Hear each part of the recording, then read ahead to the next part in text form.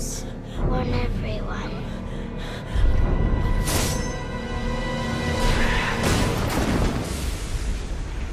Welcome to my nightmare.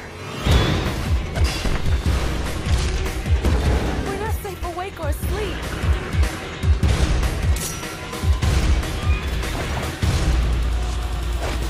Why won't you die?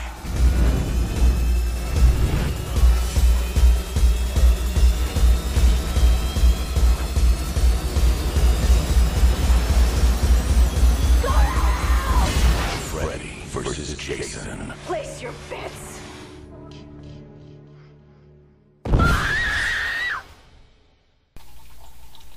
Hey everyone, this is Mario again, coming at you with another movie review. Today I'm reviewing a movie that, when I first mentioned I was ever going to review it, I said I would review it after I had done both the Jason films and the Freddy films. And at the beginning of this year's Monster Fest, I did do the Freddy films, and this is the last year before Monster Fest I did the Jason films. I now can do this film. That, of course, I think you guys already know what film it is just from that alone. It is the 2003 Versus film, Freddy vs. Jason. And as you can see, I have the Platinum Series DVD. 2-disc set. Has both the widescreen and full screen versions of the film. That is what you do. You put both versions on the DVD. You don't just release a widescreen and then a full screen one. You put both on there in case the person wants to decide. Now, of course, it has a lot of good special features, like it has a commentary with the director Ronny Yu, Robert Englund, and King Kirzinger, which I've listened to part of, but next time I watch the movie, I'll probably listen to it. It sounds like it'd be fun. It has all the deleted scenes with optional commentary. It has a bunch of trailers and a bunch of behind-the-scenes featurettes, which this is the first really in-depth special edition DVD I got. I know I had the box set for the Freddy films beforehand, but they really only go in depth on the first film, which is kind of a shame. I mean, you call it the Ultimate Collector's Edition, yet you only go in depth on the first fucking film. What the hell? And then, if they do go more in depth on the subsequent films in the new box set, that's a shame, because I'm not buying that new box set. I'd rather spend my money on that documentary, Never Sleep Again, and then also on that other documentary, His Name Was Jason. Now, of course, this film was stuck in development hell for like over a decade. I mean, the first time this film was going to be made was back when Paramount still owned the Friday the 13th series. And of course, both New Line and Paramount approached each other trying to get licensed the other character. Nothing went through. Because of that, we got the New Blood, which, as we all know, is labeled Jason vs. Carrie. Then, of course, when New Line got the rights to Jason, they wanted to make it, but Wes Craven's New Nightmare came out, so that put a hold on them making the crossover, so they made Jason Goes to Hell, which is a film that gets shit on a lot, which I could see, like, some people say that film rips off another horror film with a similar concept. I don't know if that ripoff would be intentional or not. If it is, then that's justified, but if it's just an accidental thing, no. And as you guys all remember from my review, I like that movie because it tries to be different. I mean, like the director said, at that point there were already 8 other films about kids getting killed in the camp, so they wanted to try something new. And even if you hate the film, I still recommend at least renting the DVD to listen to the commentary and watch the deleted scenes, because it is an interesting DVD. But as we all know, that ending sets up this film. And then, as the years went by, many drafts, like there were many different scripts, like there was one where Jason was going to be in a courtroom being tried, and then something like that would happen, which that makes me wonder how the heck would that have worked. That would have been funny. Mr. Voorhees, how do you plead? My client pleads not guilty, Your Honor. As in, like, Freddy's the prosecution. What's the matter? You can't speak for yourself, hockey puck? You know, like in that one video that they did that's actually on this DVD, and it's funny as hell. Which, I'm glad they didn't go with that script. Then there was another one involving someone writing a thesis that somehow brought them back to life. Now that one was just weird. Then there was one that was constantly rewritten where it involved this cult called the Fredheads, which the Fredhead cult idea actually sounded interesting to me. The rest of the idea maybe not so much, but the Fredhead idea, that would have been interesting. I wouldn't have minded if they had done that in the sequel comics to this film. But the rest of it, like Jason being revived by a heart being thrown into the lake, that to me just sounded a little weird. I mean, Jason's been brought back in some weird ways, but a heart thrown in the lake. Let's see how he's been brought back. They never explain in the movies how he come back in the series, but in the sequel comic, the first one to this movie, they will, which I'll talk about that when I get to that. The third or fourth movies, he's not quite dead. He's only mostly dead. There's a difference between mostly dead and all dead. Fifth movie, fake Jason. Sixth movie, lightning bolt. Seventh movie, psychic powers. Eighth movie, electricity. Ninth movie, they skip over how he comes back, but then it's some voodoo crap. 10th movie, skip ahead. And then, of course, in the finished film, Freddy brings it back. But a heart thrown into a lake? That's a little far-fetched. I know someone's going to say, you're going to call far-fetched in a series where a guy kills people in their dreams. The explanation they give for why Freddy kills people in their dreams, I buy that. But a heart being thrown into a lake? Is the heart radioactive? Did the boyfriend get too close to Godzilla and Godzilla radiated him and so his heart now brings people back to life? And also, if it was brought back from the heart, does that mean that the boyfriend possessed Jason? Does that mean Jason is now good? To steal a line from Val Kilmer as Batman, it just brings too many questions. And of course the writers are probably going, too many questions, I'll show you it works. And of course, these two writers eventually came in on the film. Damian Shannon and Mark Swift, and they wrote what basically became the screenplay. But they mentioned on the DVD that after they timed it, that movie would have been 2.5 hours long. I actually would not have minded seeing this movie run that full length, but, you know, probably wouldn't have made as much money as it did because the movie cost $30 million to make, which that's the same budget as the Friday the 13th. No. The Friday the 13th reboot was $19 million. The Nightmare on Elm Street reboot was about $30 million. Which, in that movie, I'm like, where did it go? Here, I could see where all that money went. And it made almost $115 million, which I'd say it made its money, but if it had been 2.5 hours, probably the budget might have been a little bit higher, but it still would have made money. But it did it to make a little bit more money. And what they did was that they trimmed the story. Some other guy came in and trimmed the story, and one of the writers mentioned that at one point he combined two characters, which, if that's true, I want to know which characters were combined and what character did we get out of it. Did we get Will out of it? I feel it's more likely one of the minor characters like Kia or something. Not Kia. Kia, I think, is the main. It's Kia. But it just makes me wonder. And of course, just a little side note, I forgot this. I don't remember which script it was. I think it might have been the Fredhead one, but they actually were going to openly state that Freddy was a child molester, which, as I mentioned before, they hint throughout the series that he was one. You know, the whole filthy child molester one, and even in the final film, even in the final film here, they do give hints. But they were going to openly state it and state that he was the one who killed Jason. Because he molested Jason. Jason was going to tell and he drowned him, which they never really state how Jason drowned, so I would have bought that, but it would have been a little weird. You know, just bring him out of the blue being a camp counselor. I never got the vibe that he was a camp counselor. Him having a daughter I can buy, because that is a perfect cover for Freddy. But being a camp counselor, nothing about Robert Englund screams camp counselor. Well, he does look like a camp counselor in the movie anyway, but that's a whole different story. So them changing that idea, I don't mind. Even though it would have made it personal for Jason. It would have given Freddy a whole other reason to have an oh shit look on his face when he came into the real world. But now before I talk about the plot, some other things to address.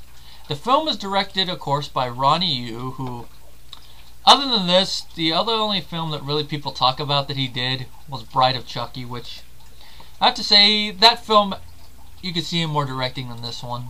I've also heard they also mentioned a movie that he directed that's in Hong Kong called The Bride with White Hair, which is one of the films that was looked at before they decided to hire him. And of course, he directed that movie Fearless, which is that one Jet Li movie. Then of course, a movie called Yakuza.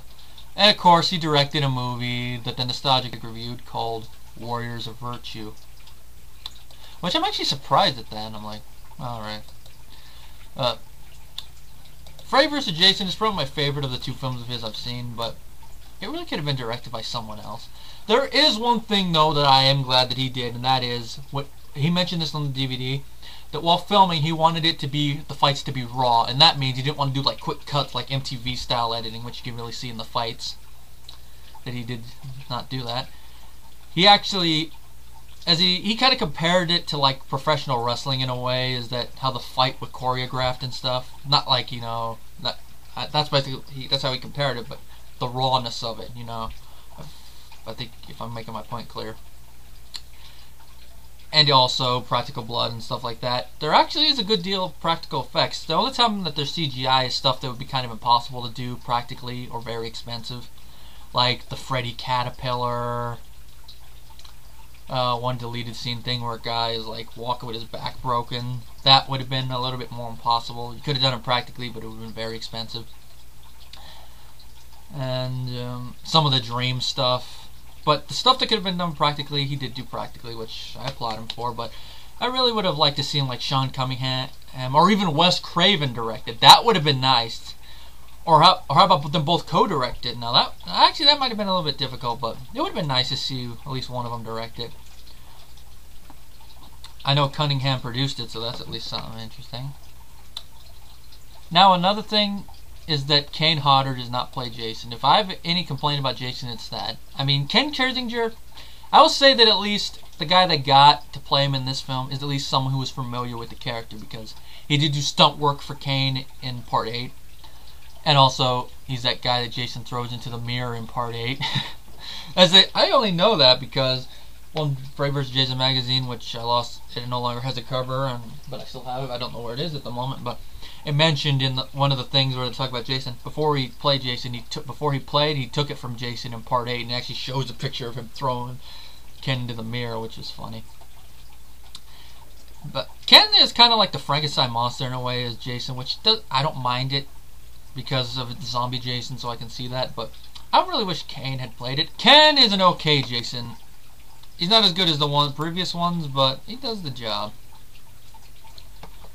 Now, the only reason they did it, of course, from what I hear, is because they wanted a bigger guy to play him, which Ken is only an inch taller than Kane. I'm like, what?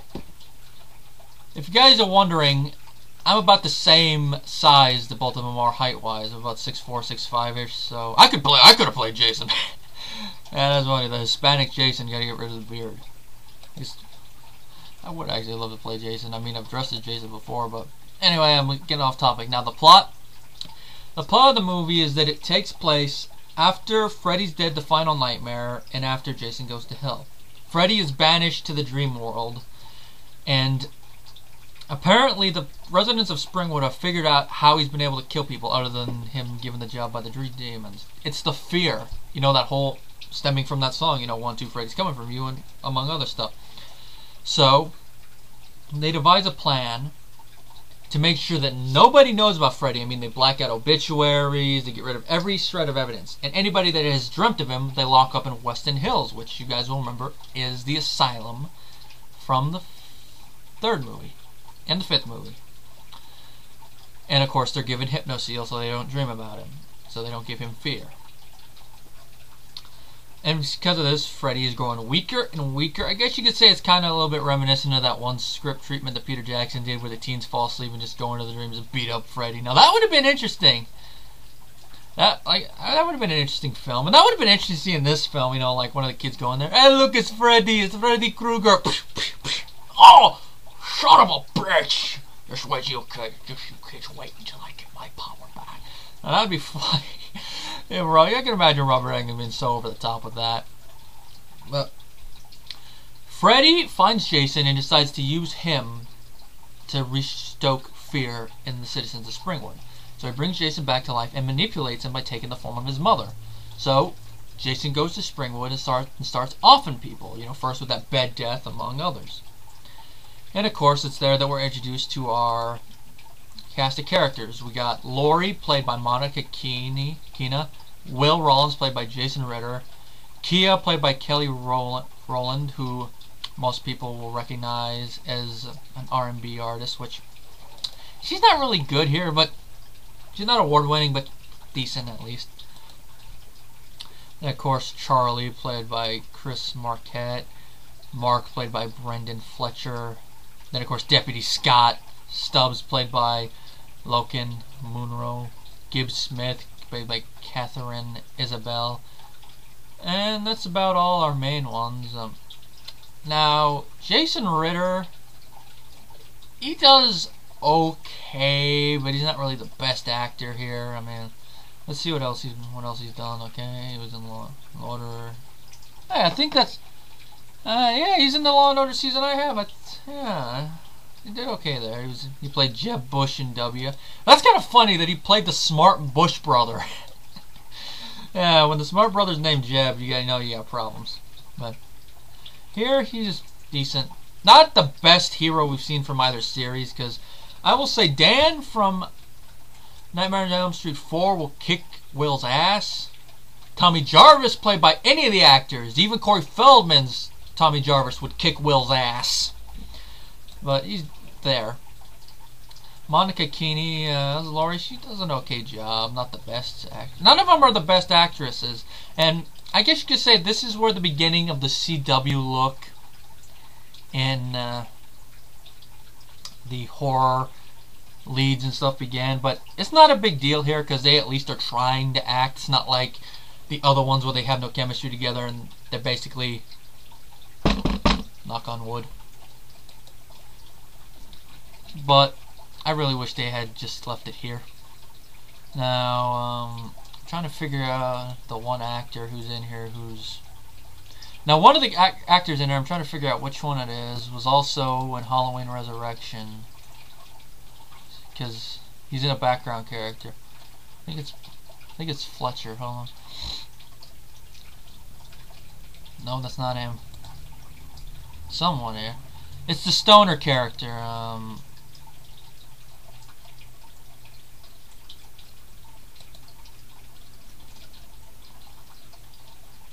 Oh yeah, here it is. Kyle Laban. Let's see what else he was in. Oh, he was in an episode of... Oh, he played Evan Ross in the Goosebumps episode of Monster Blood. Oh, that's where I first saw him. Of course, he'll probably look way different then. And of course, Freddy vs. Jason. And of course, he played one of the teen guys in Halloween Resurrection, which I did not notice that when I first saw the movie, but years later I'm like, why does that guy look familiar? Pause. Holy crap, it's the stoner guy from Freddy vs. Jason. But the stoner guy he plays, I'm going to see the character's name real quick. Bill. He's probably my favorite of the minor characters, and he says probably some of my favorite dialogue, like when he's lighting up by the cop. He's a cop. Come on, what's he going to do, arrest me? That's a valid dialogue. And you can tell that he's kind of... I don't know if this is intentional or just me seeing this, but he does seem to have taken some notes from how he acts from Jason Mewes, Jay himself, which I probably would have done the same thing, and that's why he's okay to watch, especially when he's high. You really believe that he's high then. And then of course when Freddy possesses him, I think he does a pretty good job of actually looking like he's possessed by Freddy. And of course his death, ooh, that's gory. Now of course, as you can guess, slowly but surely Freddy does get his power back, and then it's up to our teens to bring him and Jason together at the end. But of course before that, Freddy tries to turn Jason down, and then we get fights. Which leads into one thing some people complain about in this film, and that is Jason being afraid of water. Now, of course, we all know why it is, because he drowned. But then some people say, wait a minute, he went in the water in part 6, nothing happened. He went in the water in part 7, nothing happened. He was near the water in the previous films. Part 8, the only liquid that killed him was that toxic waste, which of course is toxic waste, so that's why it killed him. And he went in water in part 8, nothing happened. He went in the ocean in part 8, nothing happened. Now, my answer for this is that while Jason knows he's immortal and he's in the body of an adult, mind-wise, he's still a child. Remember, they mentioned that in part 2. That was the whole reason that Jenny was able to get past him using her child psychology, is because she put the sweater on and pretended to be his mother. His mind, he thought it was his mother at first, until he saw the head and he was like, oh fuck, you tricked me, you die, bitch. Yeah, I can just imagine Jason saying that. "Ah, bitch." But okay. The mind of a child, body of an adult. Now, inside his subconscious, like I said, he knows he's immortal, but in his subconscious, he still has that fear that he drowned once, and he has a fear of drowning. They never state that he had a fear of drowning when he was alive, but obviously he couldn't swim, so from that he probably has a minor fear of drowning. So the subconscious fear when he sees the water, even though he knows he's immortal, that fear comes out, especially since he's in Freddy's world. Now, the part of it I will call bullshit on is it's just a small stream of water. Now, if it was like a big stream of water, like how Freddy eventually makes it, then it would make a little bit more sense. But a small stream, I can see why it makes people uncomfortable. But like I said, subconsciously, he's probably afraid of water, so I buy it. Especially with how Freddy slowly exploits it and it turns him into a kid. Now that I thought was interesting. Then of course we see, I don't know if this is actually how Jason was supposed to have died, the kids pushing him in, but if that's what happened, how do those kids live with themselves? I hope that some of those kids that were killed, I know at least 2 of them were probably killed by Jason's mother at the beginning of the first film, but they all deserve to die if that's how they actually killed Jason the first time. Now the makeup in this movie is top notch for Freddy. It's probably, I have to say, it's probably next to New Nightmare. It's probably my favorite of the Freddy makeup design, especially when he gets super pissed when Jason gets out of the dream and he's all demonic. "What's wrong, Laurie? Miss your wake-up call?" Just how he looks all demonic. That looks cool. That's where you really see that Robert's on top of his game. It's been years since he's played Freddy, so he's really into character here. And the thing I like about it is this movie, it's not as cartoonish as Part 5 and especially Part 6. But it's not as dark as 3, 1, or 7. Now, I have to say, if I have to compare it to how Freddy's is tone-wise in any films, I think he's probably the closest to Part 4. I mean, he's dark, but he's also funny. Because he does have one-liners. Not as many, though, as the previous films, but he still has them. And, of course, how he uses the dreams and stuff is very creative. Not going to spoil anything for the people who haven't seen the movies. Now, final thoughts on the movie. This is probably the best versus film ever made, which is kind of a shame because this was the first one ever made. Because I don't know if Alien vs. Predator 1 was in development at this time. I know the script-wise, I don't know if the final film was in development, but if so, then of course I can't say this, but if not, then it was probably the financial success of this film that got Fox to go, "Oh, we gotta get out a movie, okay, Paul Anderson, do this, do that, you can do that, yeah. Oh yeah, you took him on to film that scene, yeah. It just rushed the rest of it." Now, if that's what happened, it just shows how stupid Fox is. They should have spent another year making the movie. Then of course we got not Freddy vs. Jason. We got Alien vs. Predator Requiem, which is not as good as this, even though it has an R rating. Too dark to see anything. And of course we got that ripoff of AVP, Hunter vs. Alien or something. And I think that's about it. Why aren't there more versus horror movies? I know that some people have said like Chucky versus Leprechaun. I would love to see that. Voodoo versus Magic. Granted, hard to say if it'd be directed DVD or not, but I wouldn't mind seeing that. Michael versus Pinhead. Now that one might be a little bit more harder to do, even though they're both owned by Dimension, but that would be interesting. But how would it work? Would Pinhead be like trying to do a sadomasochistic crap to Michael? It's just like you're like, what's happening? And then what else is there? Ghostface versus anybody wouldn't work. Oh, I got one. Wishmaster versus Pinhead. Now that would be cool. A demon versus a demon. That would be a good fun. No, a genie versus a demon. Dingeon. That would be interesting. But of course, we're not going to get any more, obviously, because too long, probably won't sell. And also, we're in the reboot era now. And of course, this is the last film in the classic continuity of both of these characters, and it's a decent send-off. But of course, we still got 2 sequels, one of which I haven't read. And of course, it's Freddy vs. Jason vs. Ash, which is a pretty good comic. My rating for this film is 4.5 out of 5. It has like minor things in it, like some of the acting. Some of the CGI does not really hold up nowadays, but it doesn't keep me from hating the film. If you haven't seen this movie, get your ass to Netflix!